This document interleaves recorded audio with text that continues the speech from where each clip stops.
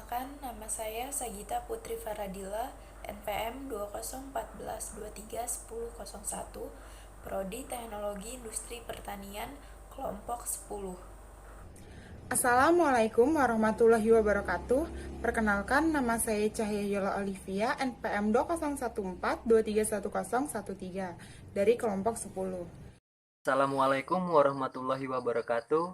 Izin memperkenalkan diri, nama saya Arbita Maila, mahasiswa Universitas Lampung, Fakultas Pertanian dengan program studi Teknologi Industri Pertanian.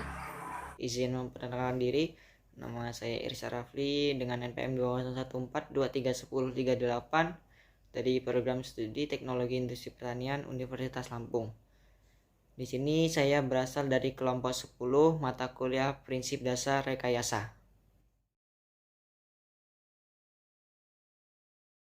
Yang pertama, saya akan menjelaskan bagian pendahuluan. Pendahuluan. Konsentrasi merupakan istilah umum yang digunakan untuk menyatakan banyaknya bagian zat terlarut dan pelarut yang terdapat dalam sebuah larutan. Larutan sendiri merupakan campuran homogen antara zat terlarut dan zat pelarut. Konsentrasi dapat dinyatakan secara kualitatif maupun secara kuantitatif. Untuk ukuran secara kualitatif, konsentrasi larutan dapat dinyatakan dengan istilah larutan pekat atau konsentrat dan larutan encer atau dilute. Kedua istilah ini menyatakan bagian relatif zat terlarut dan pelarut dalam larutan. Larutan pekat berarti jumlah zat yang terlarut relatif lebih besar, sedangkan larutan encer berarti jumlah zat terlarut relatif lebih sedikit. Pada umumnya, istilah pekat ataupun encer ini digunakan untuk membandingkan antara konsentrasi dua atau lebih larutan. Selama ini, kita melakukan percobaan-percobaan yang berhubungan dengan larutan.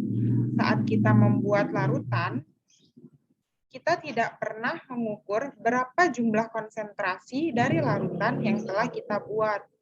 Bahkan, mungkin kita juga tidak pernah mengetahui bagaimanakah caranya untuk menentukan konsentrasi dari sebuah larutan. Pada saat melakukan percobaan, kita cenderung hanya sekedar membuatnya secara kualitatif, tidak secara kuantitatif.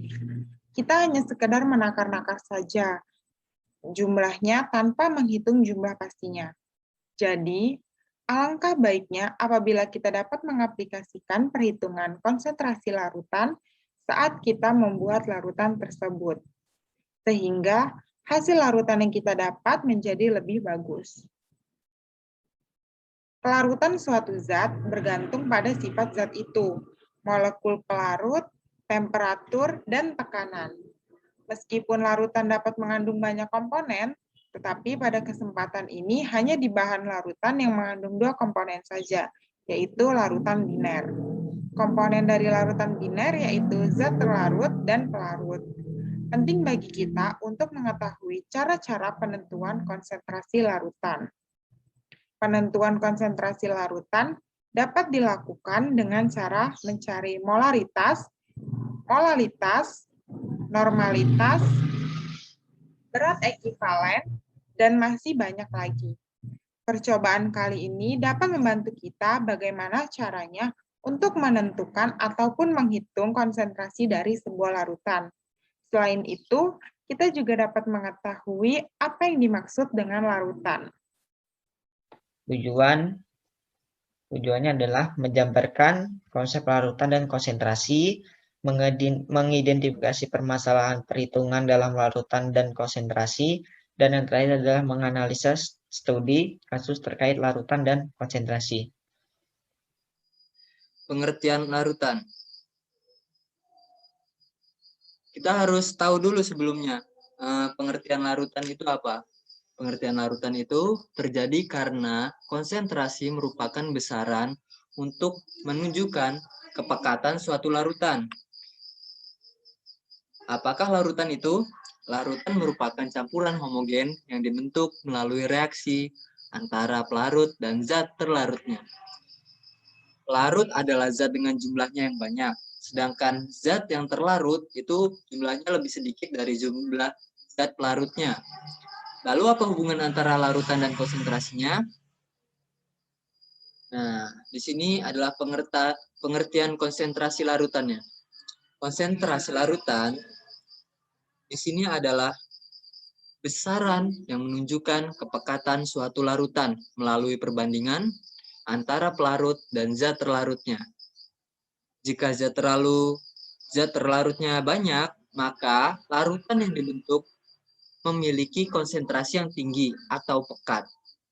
Sebaliknya, jika zat terlarutnya sedikit, larutan yang dibentuk memiliki konsentrasi yang rendah atau encer. Lalu, apa satuan konsentrasi? Ternyata ada banyak, yaitu dari konsentrasi larutan ini. Di antaranya adalah persen massa, persen volume, persen per volume, molaritas, molalitas, dan fraksi mol.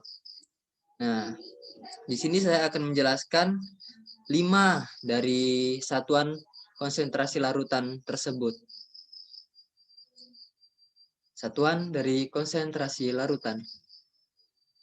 Yang pertama di sini ada persen massa, yaitu persen massa per massa. Di sini pengertiannya dari persen massa yaitu persen massa menunjukkan massa suatu zat dalam 100 gram larutan. Secara matematis, persen massa dirumuskan sebagai berikut. Nah, di sini yang pertama itu ada zat terlarutnya. Zat terlarut itu apa sih rumusnya untuk persen massa? Di sini rumusnya itu adalah massa zat terlarut dibagi massa larutannya dikali dengan 100%. 100% untuk apa? Untuk mendapatkan zat terlarut tersebut. Kemudian rumus selanjutnya itu adalah massa zat terlarut dan massa larutannya. Sama saja ya. Nah, itu logikanya jika zat terlarut dibagi massa larutan dikali dengan 100% akan menjadi persentase zat terlarutnya. Itu untuk persen massa.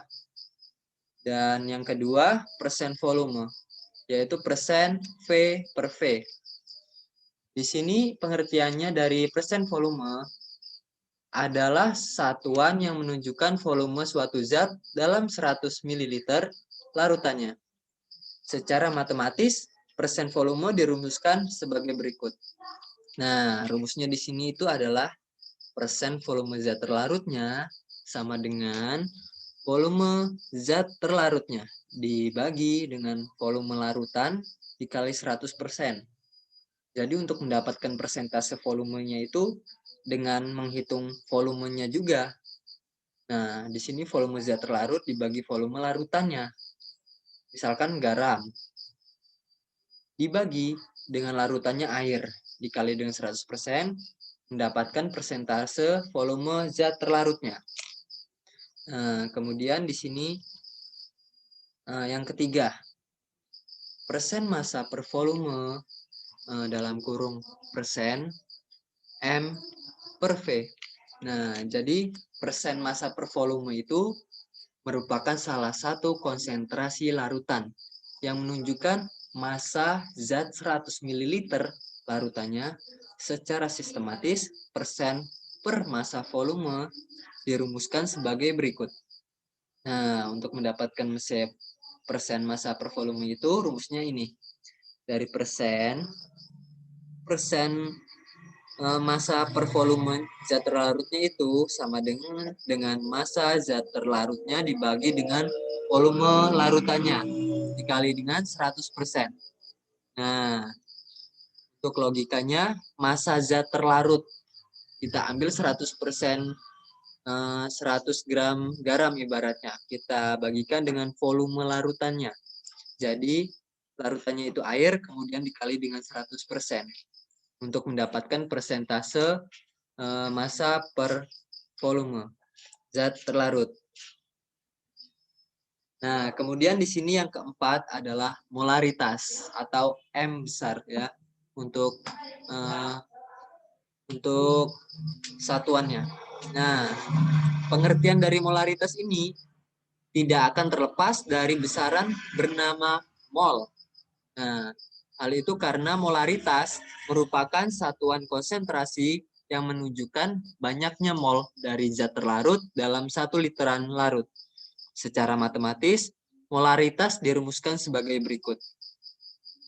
Nah, untuk mendapatkan molaritas, yang satunya adalah M, mol zat terlarut dibagi dengan volume larutan dalam kurung liter ya. Jadi satuannya itu adalah liter. Nah, sama dengan, kemudian kita perkecil lagi agar tidak menjadi liter.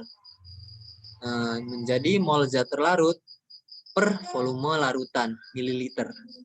Nah, jadi di sini di bawahnya ini adalah permudahnya. Massa zat terlarutnya dibagi dengan massa zat terlarutnya. Di sini dikali dengan 100 per volume larutannya atau mililiter. Karena diubah menjadi bagian yang kecil, yaitu mililiter.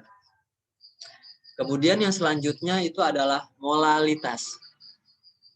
Hampir dengan molaritas, molalitas di sini merupakan banyaknya mol zat terlarut dalam 1 kg pelarut. Secara matematis, molalitas dirumuskan sebagai berikut. Nah, di sini molalitas dengan satuannya M kecil, kalau molaritas tadi kan M besar. Nah, kalau molalitas di sini rumusnya adalah dari mol zat terlarut dibagi dengan massa pelarut, dengan satuannya itu adalah kilogram. Di sini untuk logikanya, mol zat terlarutnya itu berapa mol. Nah, kemudian setelah didapatkan berapa mol zat terlarutnya, kita bagikan dengan massa pelarutnya. Nah, di sini menggunakan kilogram. Jadi kalau misalkan massa pelarutnya adalah 100 gram, maka massa pelarutnya adalah 0,1 kg. 6. Hubungan antara persen massa dan molaritas.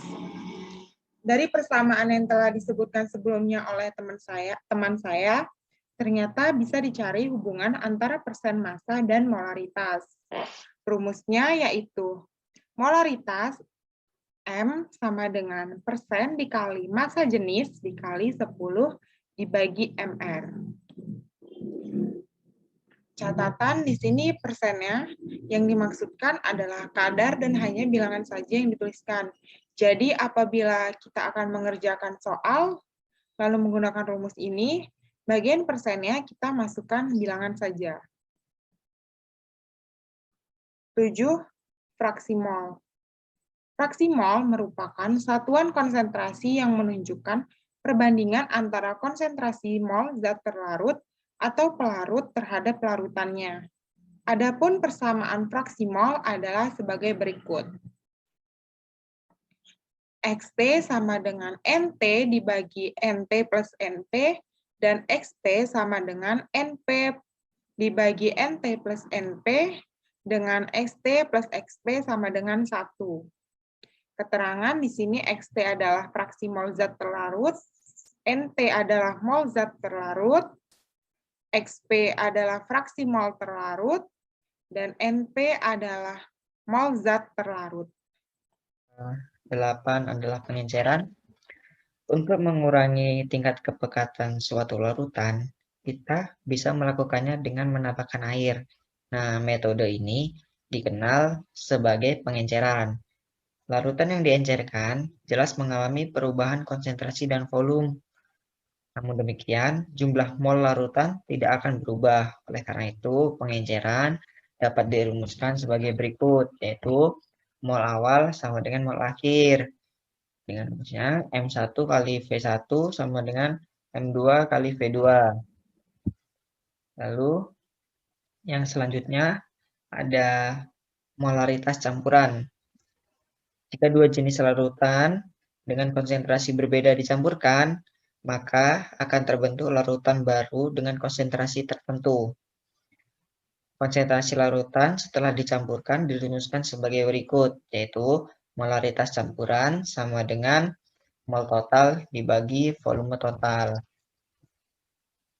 Lalu selanjutnya ada normalitas. Pengertian dari normalitas adalah besaran yang menyatakan jumlah mol ekivalen zat terlarut dalam setiap larutan volume larutan. Satuan normalitas itu adalah N besar yang sama dengan mol ekivalen per liter. Normalitas yang dilambangkan dengan simbol N besar sudah memperhitungkan kation dan anionnya yang dikandung dalam sebuah larutan. Rumus hubungan antara normalitas dan molaritas. Rumusnya adalah N besar sama dengan M besar dikali A atau N besar sama dengan N kecil dikali A dibagi V. Di mana keterangannya adalah N besar itu adalah normalitas, N kecil adalah jumlah mol, M besar itu moralitas, A kecil adalah valensi atau bisa dibilang banyaknya ion, dan yang terakhir V itu adalah volume. Lalu yang selanjutnya adalah rumus normalitas jika diketahui ekivalen terlarut dengan volume. Dengan rumus N besar sama dengan EK per V. N besar tadi normalitas, V itu adalah volume, dan EK itu adalah mol ekivalen, di mana jumlah mol dikali jumlah ion H+ atau ion OH-. Lalu selanjutnya ada jika N mol zat terlarut mengandung banyak air atau banyak A ion atau H+ atau ion OH-, maka rumus ekivalennya adalah EK sama dengan N kecil dikali A, di mana EK itu adalah mol ekivalen, N kecil adalah jumlah mol, dan A adalah valensi. Untuk asam, 1 mol ekivalen sebanding dengan 1 mol ion H+, sedangkan untuk basa, 1 mol ekivalen sebanding dengan 1 mol ion OH-. D. Rumus mencari bobot ekivalen atau BE. Jadi, untuk mencari bobot ekivalen ini menggunakan rumus BE sama dengan MR per A, di mana BE adalah bobot ekivalen, MR adalah massa molekul relatif, A adalah valensi atau banyaknya ion. E. Rumus mencari normalitas apabila diketahui jumlah mol dan volume dalam mililiter. Jadi menggunakan rumus N sama dengan M per MR dikali 1000 per V dikali A.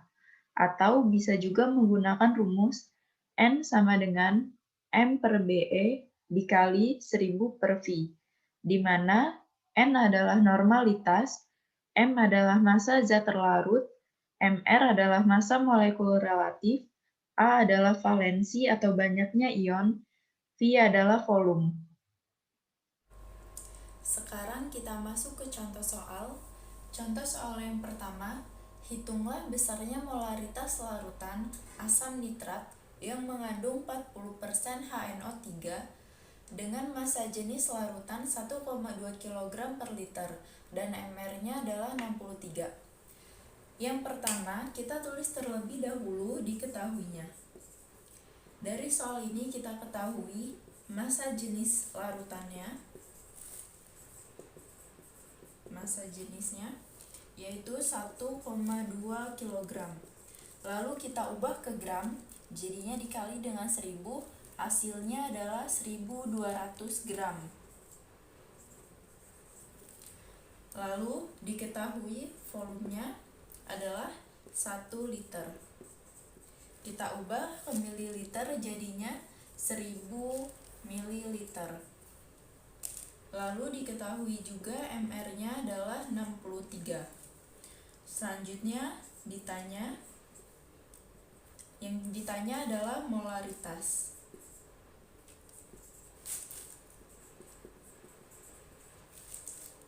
Atau M.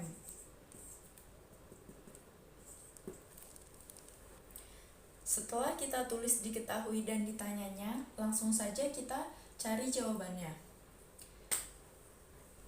Yang pertama, kita cari terlebih dahulu massa dari HNO3-nya.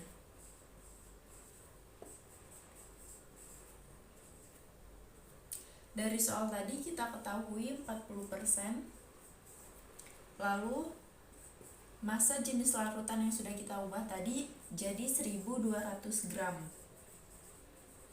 Selanjutnya kita selesaikan, jadi 40 per 100 dikali 1200 gram. Yang ini bisa kita coret. Lalu 40 dikali 12 adalah 480 gram. Jadi sudah kita ketahui massa HNO3-nya adalah 480 gram. Selanjutnya kita bisa mencari molaritasnya. Rumus dari molaritas adalah N per V, atau molaritasnya adalah gram per mr dikali 1000 per mililiter. Setelah itu kita ketahui tadi rumusnya, M sama dengan gram per mr dikali 1000 per mililiter. Gram yang tadi sudah kita ketahui massa HNO3-nya adalah 480 per mr-nya 63 dikali 1000 per mililiter yang tadi, volume tadi yang sudah kita ubah ke mililiter, jadinya 1000 sama dengan 480 per 63 dikali 1000 dibagi 1001, jadinya 480 dibagi 63 adalah 7,61 molar. Jadi hasil akhirnya molaritasnya adalah 7,61 molar. Selanjutnya kita masuk ke contoh soal yang kedua. Botol asam klorida yang diambil dari gudang beretiket 40%. Kita membutuhkan asam dengan kadar 25% sebanyak 100 ml. Berapa liter kita harus mengambil HCl yang berasal dari botol tersebut? Sama seperti tadi, kita tulis terlebih dahulu diketahuinya. Jadi dari soal ini kita ketahui Fe-nya adalah 100 ml, Kp-nya adalah 40%, dan Ke-nya adalah 25%. Lalu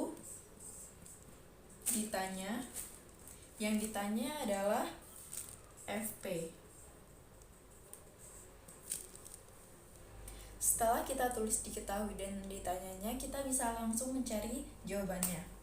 Jadi rumusnya adalah Fp dikali Kp sama dengan Fe dikali Ke.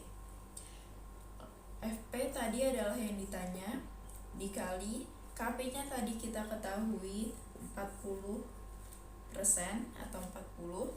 Lalu Fe-nya kita ketahui adalah 100 dikali Ke-nya tadi adalah 25. Lalu selanjutnya kita selesaikan, Fp sama dengan 100 dikali 25 per 40, ini kita pindahkan ruas ke kanan, jadinya kita bagi 40. Jadi Fp sama dengan 100 dikali 25 adalah 2500 dibagi 40. Jadi Fp-nya sama dengan 62,5 ml. Jadi hasil akhirnya adalah kita harus mengambil HCl dari botol tersebut sebanyak 62,5 ml. Selanjutnya kita masuk ke contoh soal yang ketiga. Diketahui 60 gram H2SO4 dilarutkan dalam 240 ml larutan dan mr-nya adalah 98. Hitunglah normalitas larutan tersebut. Seperti biasa kita tulis diketahuinya terlebih dahulu. Jadi diketahui massa dari H2SO4-nya adalah 60 gram. Volumenya adalah 240 ml. mr-nya 98. Dan yang ditanya adalah normalitas. Selanjutnya kita langsung mencari jawabannya. Yang pertama, kita cari terlebih dahulu reaksi dari H2SO4. Reaksi H2SO4 yaitu 2H plus SO4 min 2. Jadi dari reaksi ini kita ketahui terdapat 2 ion H+. Jadi A-nya adalah 2. Setelah kita ketahui jumlah ionnya yaitu 2, kita cari bobot ekuivalennya. Bobot ekuivalen. Kita cari bobot ekuivalennya dengan rumus MR per A. Dari soal tadi sudah kita ketahui MR-nya adalah 98 dibagi A-nya adalah 2. Jadi bobot ekuivalennya adalah 49. Setelah mengetahui bobot ekuivalennya, kita bisa mencari normalitasnya. Jadi rumus normalitas jika diketahui bobot ekuivalennya adalah N sama dengan massa per bobot ekuivalen dikali 1000 per V. Sama dengan massanya tadi kita ketahui 60 dan bobot ekuivalennya adalah 49 dikali 1000 per volumenya tadi 240. Ini bisa kita coret 1 dan ini 4. Jadi sama dengan 1000 per 49 dikali 4, 196. Jadi normalitasnya adalah 1000 dibagi 196 adalah 5,10 N. Jadi hasil akhirnya normalitasnya adalah 5,10 N. Jadi, kesimpulan yang dapat diambil dari materi ini yaitu 1. Larutan merupakan campuran homogen yang dibentuk melalui reaksi antara pelarut dan zat terlarut. 2. Konsentrasi larutan adalah besaran yang menunjukkan kepekatan suatu larutan melalui perbandingan antara pelarut dan zat terlarut. 3. Satuan-satuan dalam konsentrasi larutan yaitu persen massa, persen volume, persen massa per volume, molaritas, molalitas, hubungan antara persen massa dan molaritas, fraksi mol, pengenceran, molaritas campuran, dan normalitas. 4. Menyelesaikan perhitungan terkait larutan dan konsentrasi, yaitu dengan cara menyesuaikan soal dengan rumus-rumus pada satuan konsentrasi larutan. Berikut ini adalah daftar pustaka yang kami gunakan untuk mencari materi larutan dan konsentrasi. Sekian penjelasan materi dari kami. Apabila terdapat kesalahan dan kekurangan dalam penyampaian materi, kami mohon maaf. Terima kasih.